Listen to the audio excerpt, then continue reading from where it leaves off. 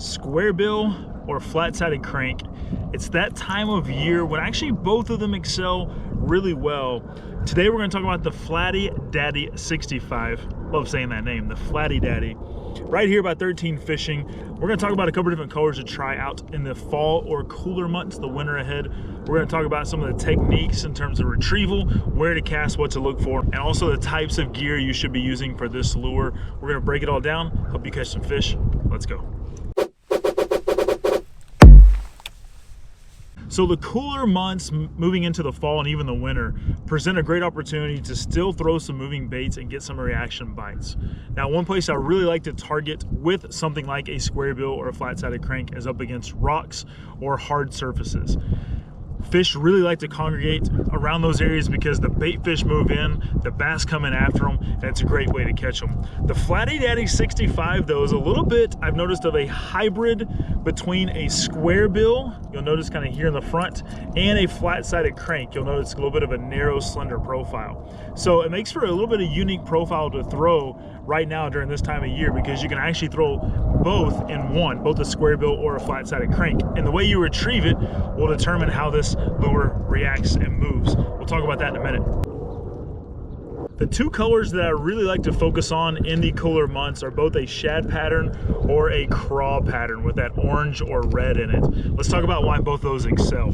Now, while I'm out on a lake today and shad are present everywhere, or smaller bait fish, I have noticed that even in some neighborhood ponds, you'll still find some type of bait fish or small type of shad. So just because you're on a lake doesn't mean there's not shad in your body of water, but I will say this whiter color, even in stained water, stands out really well. So even if you don't have shad present, the white or the shad color does really well. This color is actually called Natty Light by 13 Fishing, and while I'm not so much of a beer connoisseur, I do think it's a clever, catchy name.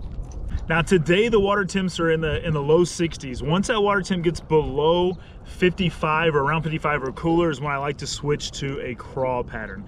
Now, yes, it's a craw pattern, but this could easily mimic a bluegill as well. That orange or red on bottom, bass really seem to key in on the colder months. We've seen this in tournament fishing.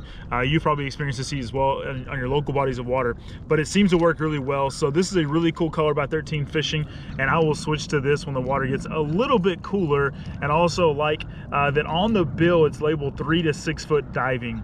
So again, I like to throw it around rocks, heavy cover. This is where this lure seems to really excel. Now, because the bill is also a little squared off, you're gonna get some erratic movement out of this, similar to like a Squarebill. However, if you'll slow your retrieve, the flat-sided action kind of kicks in and will have a little bit more of a tighter wobble. So a slow retrieve with the Flatty Daddy is going to give you a tighter wobble. A little bit of a quicker retrieve is going to give you a wider wobble because of that Squarebill. So it's going to deflect off of rocks really well. It's going to come through some timber or laydowns really well. It's going to allow you to fish it in multiple different places because, again, it's a little bit of a hybrid between a Squarebill and a flat-sided crank.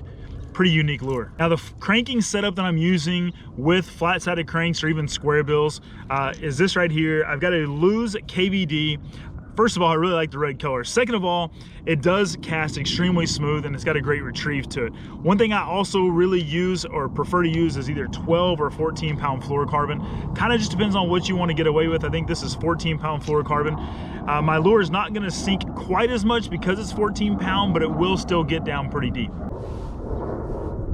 So when this lure says 3 to 6 foot diving, the 14 pound fluorocarbon is going to allow it to stay up a little bit higher in the water column, so probably that 3 to 4 foot range. If I was to switch to 10 or 12 pound fluorocarbon, it's going to go a little bit deeper, probably to that 4, 5, 6 foot diving range. So that's a way you can get a little bit more depth out of your crankbaits, whether it be a lipless crank, maybe not a lipless, but say a Squarebill crank or even a flat-sided crank. The way you can get them to go deeper or to run deeper is just to ease up on your line. Go with, say, for example, a 10 or 12 pound fluorocarbon, it'll run deeper.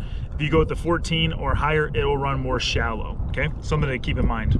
I also am throwing this on a TFO tactical glass bass rod. I really like fiberglass because it's got a really good parabolic bend in the tip.